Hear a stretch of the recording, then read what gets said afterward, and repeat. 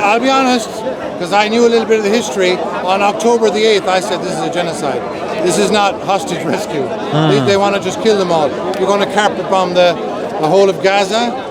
We're going to, and now, we got 10 months of it now, and probably 10% of the population gone. So if you have a shred of humanity, you have to say this is off the charts as far as evil is concerned. So yeah, that's so. When it comes to like politics, a lot, especially in America, you got the Republicans. I think they call Donald Trump's party. They kind of seem to ally with Israel no matter what.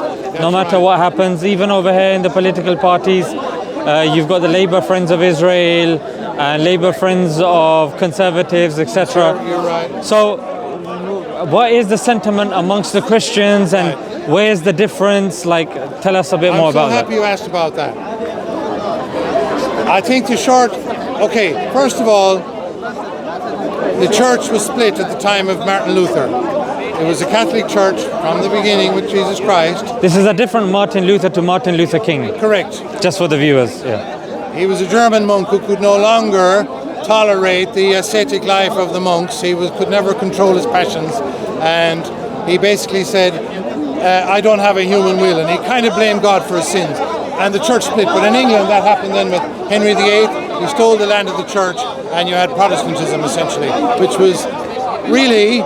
He gave all the land of the church to the aristocracy, which was, they had a lot of land, they started borrowing money, you got the Jews involved, you get capitalism, and then you have the state we're in today. But the big problem is a heresy called Christian Zionism. Christian Zionism. I know as a Catholic that is a heresy, there's no truth. Now Protestants tend to do this, they will take one line from the Bible and they will construct a whole narrative about whatever the issue is. What they've done there is they take a line from Genesis which says, God will bless you and those who bless you, and God will curse those who curse you. And they say that means the state of Israel today. That's complete nonsense. The state of Israel... What's the connection between the two? How did they reach that conclusion from that? Well, it's called the Schofield Bible. And I think there was a Jewish influence there, and it basically said, in order for us to make Zionism work, we're going to need to get the Christians on board, because there aren't many, and it really stuck. I think it was the beginning of the 20th century, just after Zionism had really taken off as an ideology, and it is so destructive. We can see the English have it. I'll be honest, there are even some Catholics who are effectively Christian Zionists. They're saying, it's really that Israel belongs to the Jews of today. Nonsense. Bro, let's move out the sun. Yeah. Should we move out the sun? Yeah, sure. Yeah, let's go down there.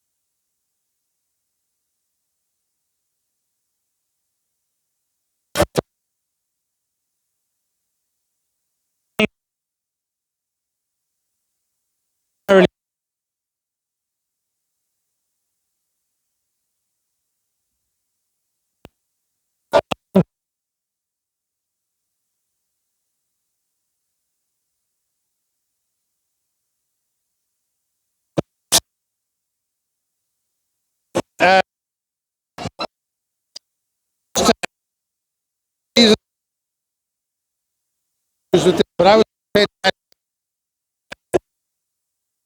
I'll just try the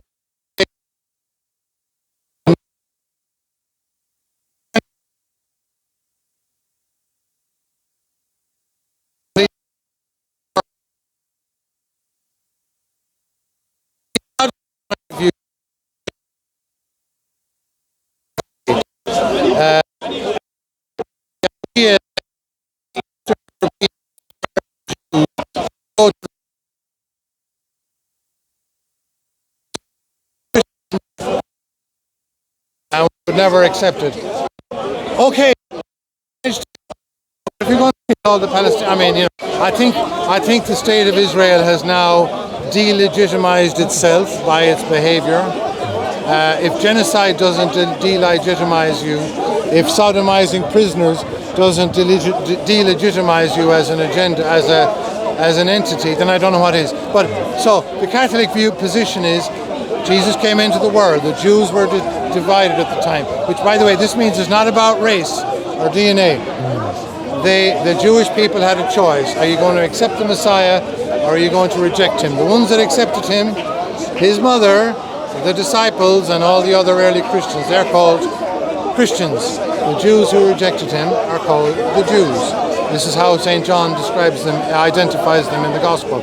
And we're saying the Romans then destroyed the temple, and in 130 AD, I believe, maybe the dates are a bit wrong, Judaism as we know it today was established, basically to give a religious identity to the rejectors of Christ. But the true followers of Christ, the Christians, known as the New Israel, they could never legitimize those people going back 2,000 years later and saying, this is our land. So that's why that's our position. I hope that's helpful. So you're saying you were born in Ireland and you've been staying here in England, right? Correct. I've been here for 37 years.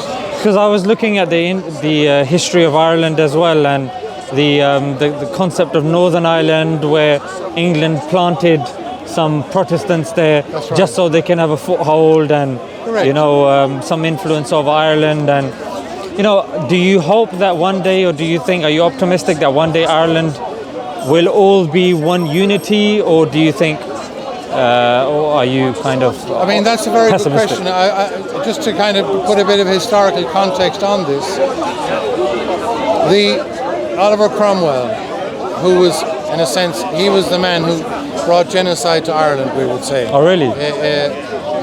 When the Puritans took over in England, he would call himself a Christian, but we would describe him as a Judaizing Christian, which is essentially a Christian who no longer looks to the church established by Christ, the Catholic Church.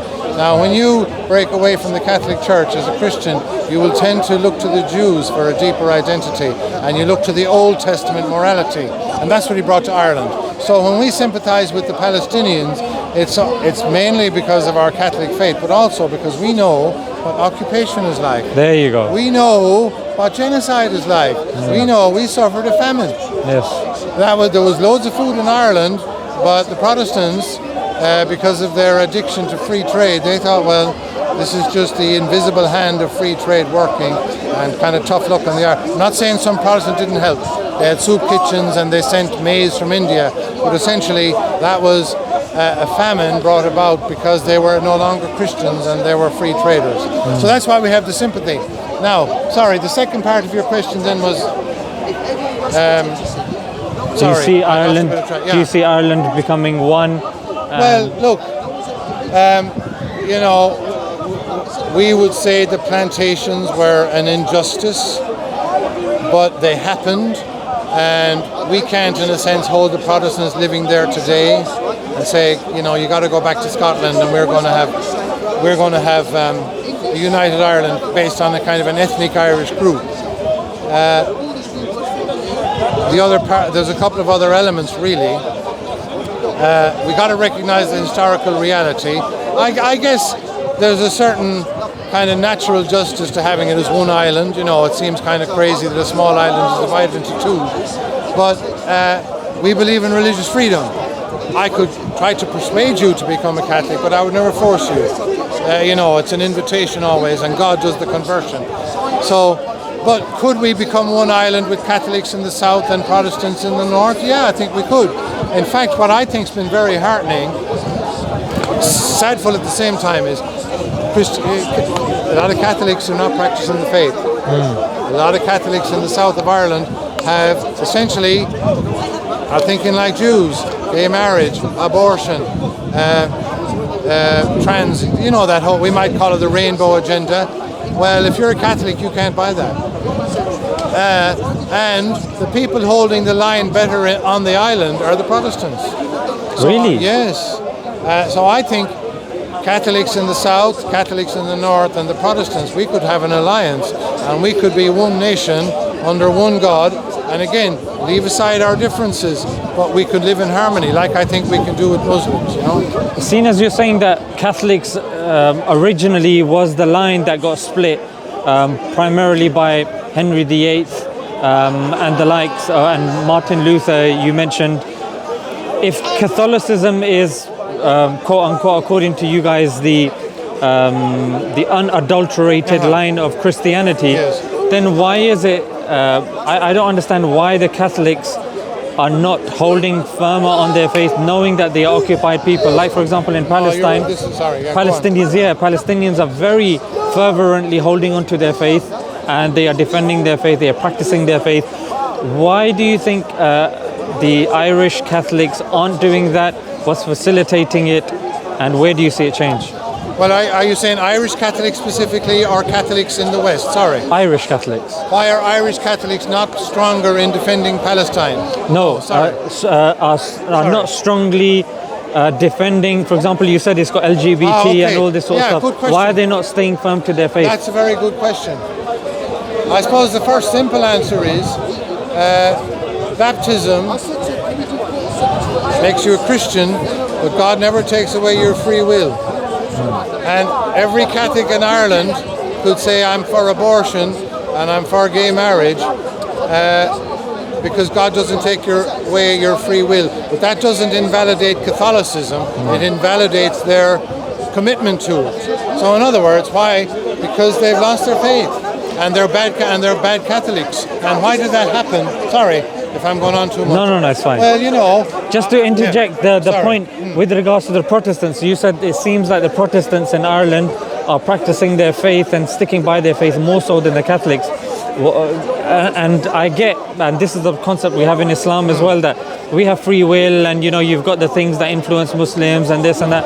But I'm just interested in this dichotomy between the Protestants and the Catholics, both living in somewhat the same land. But why is it that Protestants, who you wouldn't necessarily expect to hold on to their faith as much as, say, the Catholics, I know, who have been oppressed more so? I think oppression is important.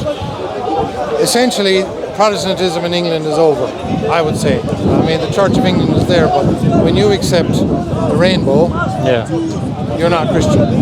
Now, the Christians in Northern Ireland, because they're a minority in terms of the island, and they feel in a sense like an oppressed minority, that always tends to strengthen your faith. And because they feel like a minority there, you will tend to hold on more strongly to your identity. And Protestantism, I mean, the two main elements of their identity is Unionists, we're part of the United Kingdom and the Crown, and we're Protestant. And I think that has kind of forced them, because when you feel oppressed and you're under attack, you will go back to the strongest elements of your identity. And I would say that's the reason. Because what's interesting is that Ireland has constantly been at odds with England for obvious reasons. However, when you see Ireland having to preserve their national identity, having to preserve their religion also, because here you can't have Catholic leaders, they have to be Protestant. I mean, Tony Blair was a prime example of somebody who was Protestant and then converted to Catholicism.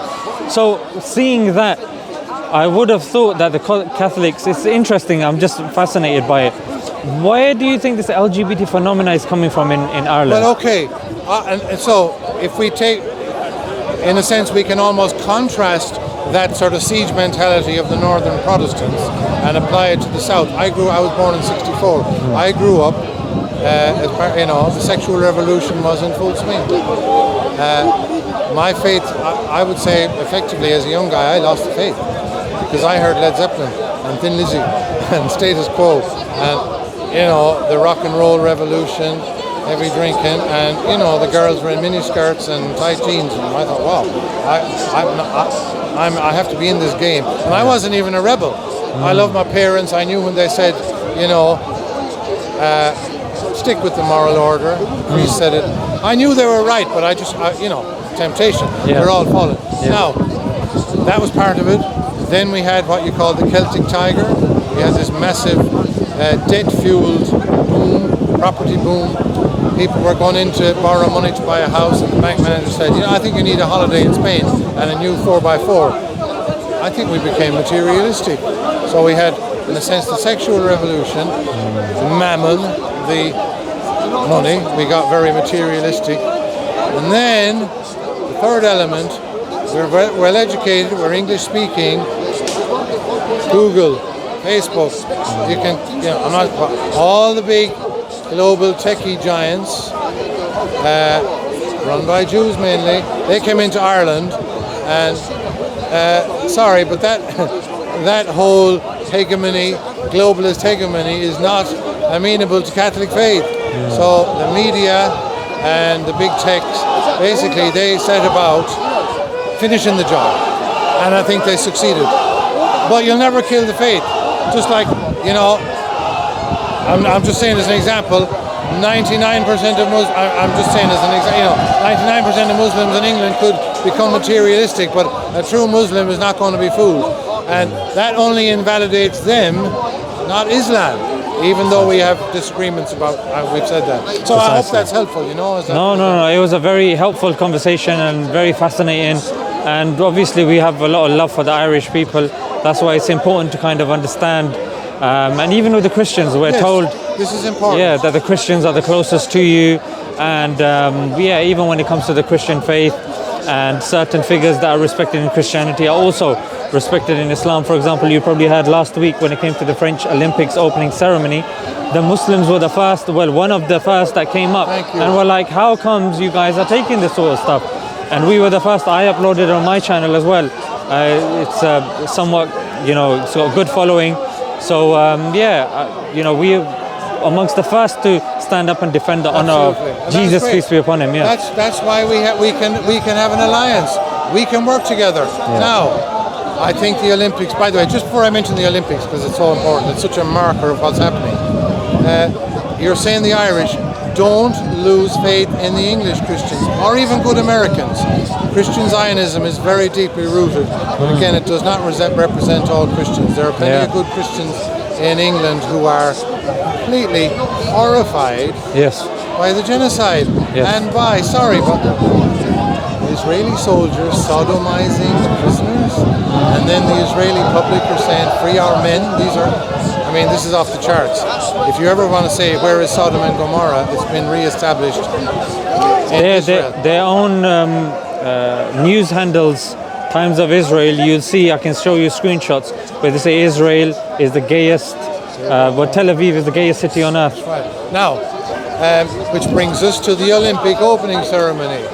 It's a parody of the Last Supper. I think there's another painting it was, but I'll get to the point. First of all, I thought it was a sporting competition. Who's the fastest? Who's the strongest? Who can swim the best? Yes. I think we know there's something else going on. It is cultural warfare. Yes. And it's basically saying, if you want to be an Olympian, forget about Jesus Christ and his sacrifice for the sins of the world as we see it. It's about the lesbians and the trannies and whatever, making a mockery of that. Now, here's an interesting fact. By the way, when I talk about the Jews, this is so important. It's a real category, but it does not include every Jew. There's a difference in reality between the Jews as a political entity working a genocide in Gaza and working on the Olympic ceremony. Doesn't include all Jews. I'm sure there are a lot of traditional Jews who are horrified by both. You mean Zionists? You mean Zionists and... No, I mean the Jews when they work together as a political entity. Biblically, the Jews killed Christ. Was it every Jew? No. Which is why it's not ethnic. Our Lady, the Mother of God, the Mother of Jesus, didn't say crucify him. So it's nothing to do with DNA. But the Jews that called for crucifixion, that's the patrimony, the religious patrimony of the Jews who are, what are they doing? They're working against Christianity, specifically the Catholic Church, because we believe in the Eucharist. Now, here's an interesting thing.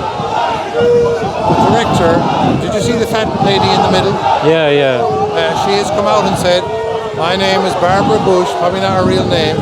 I'm a fat Jewish queer lesbian. That's a clue.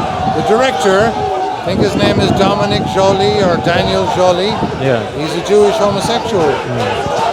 I think that's significant. And that's why I think we could... share with me. That's why I think you don't have to be a saint to recognize there's some serious moral subversion going on there. And thank you as Muslims for speaking out against it. No, it's our pleasure. The Pope came out yesterday. The church is a little weak, I'll be honest. So don't judge the church by... We're all sinners. And, you know, we're all subject to the same cultural influences. Yeah. I don't think we're playing a strong game. Yeah. But that doesn't invalidate Catholicism any more than bad Muslims invalidate Islam. But I think we're together in this. And hopefully we can stay together and keep the alliance going. Because there are obviously those that set to divide and sever that alliance. Correct. And their worst nightmare is you and me talking. Yeah. And you and me and Muslims and Catholics and Christians finding common ground. So let's not let them divide us. And let's end it there. A very poignant and key and vital point, my friend. Thank it was you. A pleasure. I'm so honored. God bless you. Pleasure is mine. We can talk. We can have a dialogue. That's what I think it's important. It's important. Thank you so much. Thank you, brother. I'm going to take the mic. Oh. Yeah. Okay, enjoy the rest of your evening. Can I just ask where, if you do post it, I'd love to see it in your other material. Yeah, it's going to be on Smile2Jannah Extra. Can I get a little picture of that or a card or something? Yeah, you can take a picture. I just want to make sure I find it, you know. Yeah. And maybe we can have a picture together. Of course. So this is the channel.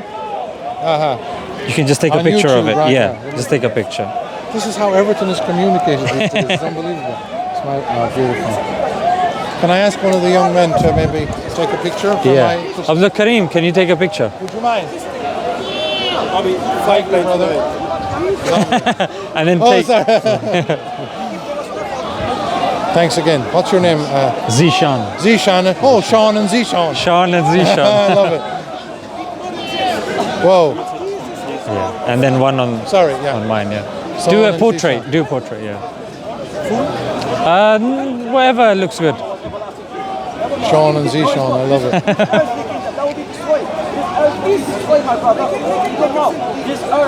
Yeah? Can I get a picture with you? Can I get a picture? I'd love to get a picture of the three of us. Yeah. Last one, I'll leave you to it then. Are you good at selfies? Have a go. What's your name, my friend? Abdul, Zishan and Sean. We love God. And we want to do His work, and we can be united in that. Thank you, Lord. Beautiful. Thank you. All right, fellas. Take care, Sean. I hope to see you again, maybe in a couple of weeks' time. If you know, they say, in fine motus velocior, at the end things speed up. I mean, we can't keep up with it. But I mean, if you're going to have gang rape of children and the parodying of that, I mean.